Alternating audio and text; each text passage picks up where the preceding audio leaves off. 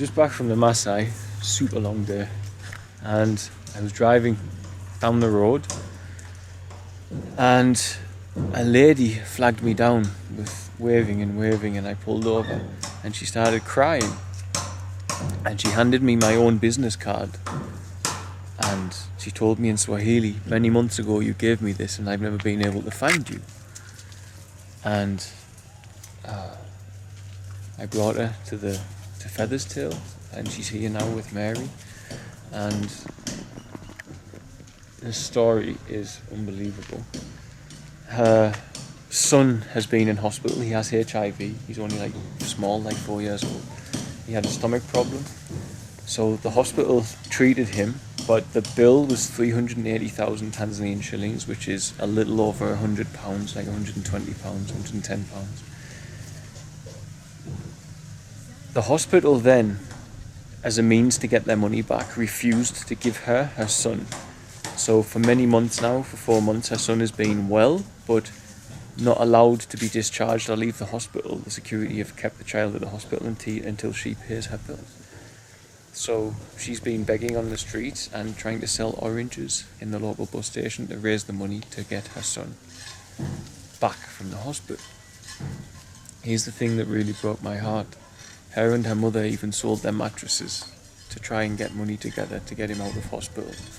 And they've managed to raise half of the bill, of the hospital bills, and they still won't release the boy. They're still saying you need the full amount. And this bill of just over £100 has ruined their lives over the last few months. They've had to sell their mattresses, they've had to sell all of their equipment at home that they were living from, and they've had to live without her son now. And they've had to leave her son in hospital as a means.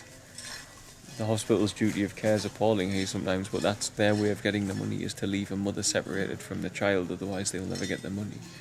So she's doing everything, and of course his mother too is very sick with HIV, and when they were coming up the road she was very, very hungry and tired, and she became emotional when she saw me. And then I told her, I said, don't worry, it'll be okay now. And she knelt on the floor and started crying and praying, saying, thank you, God.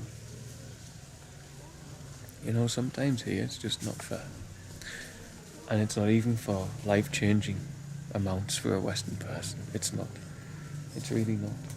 Even someone working on minimum wage, you know, could alter someone's life here. I'm not saying they should, because, you know, people struggle on minimum wage. I've been there in England. I've worked in factories and I've worked as a farm labourer and things like this.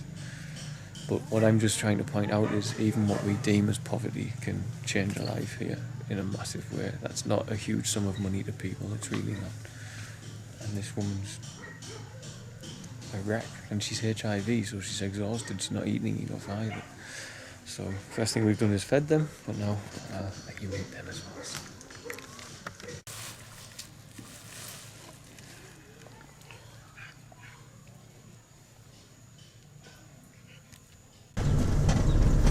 That was really heartbreaking.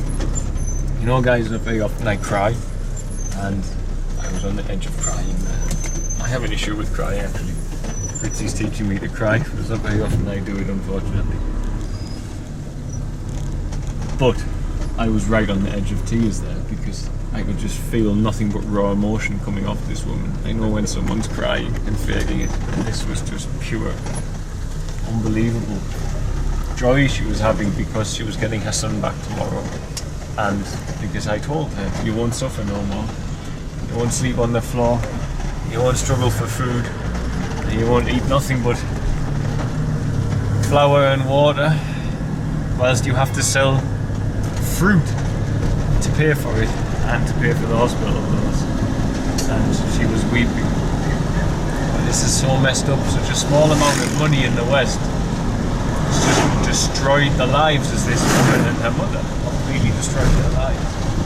So I'll put it right. I've agreed to pay for it without any fundraising or anything like that. We have that in the bank.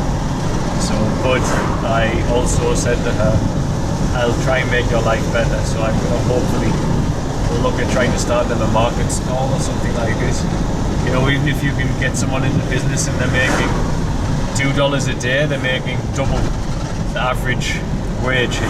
The average person makes less than $1 a day here. So if you can get them into a small market stall selling something and they make a little over $2 a day or even over $1 a day, then they're doing well for themselves. So, we've had success in the past doing shops and markets, much more than people making much more than $2 a day from them as well. So they can support their relatives, etc.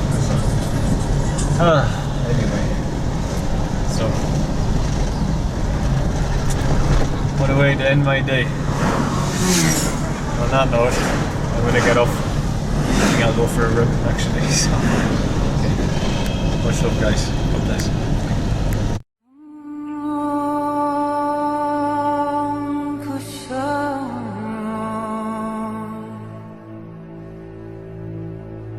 Me